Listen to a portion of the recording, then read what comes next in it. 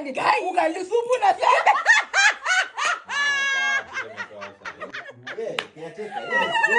Guy. This is the ladies I told you. Unaingia kwa nyumba yenyewe bila You can't even knock. You ladies listen. Umesikia hiyo kicheko tulikuja kinaendelea hapa Now this is the traumatizing part. Mimi ni just the next door neighbor. This is how they have been laughing. Nimecomplain, nimeandika barua haupatikani. Now brought you. Umewitness, umesikia. I am tired of this. I cannot live with this. Wait a minute. Wewe nini inaendelea hapa? Wewe caretaker. Ni mimi. Let me ask you a question. Uliza.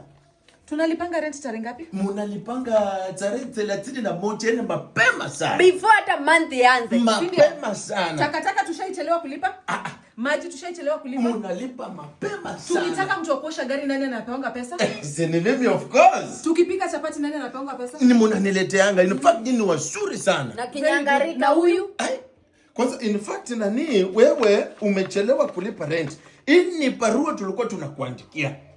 Now Omwami, I brought you for a complaint ya kicheko tena mambo ya rent yangu imeendelea. Wewe anza kucomplainia watoto wazuri hivi. Tunacheka kwa pesa yetu. Funny thing, the guy hata hana decorum. Yaani unakuja kupigana na uko na umama aje? Unapigana na wamama. Tukupatie dera. Mtaongeza volume ni muenjoy rent yenu. Thank you very much. Kama ni machi naenda kuwafungulia saa hii. Hata hii kivuli niko sure ni yake.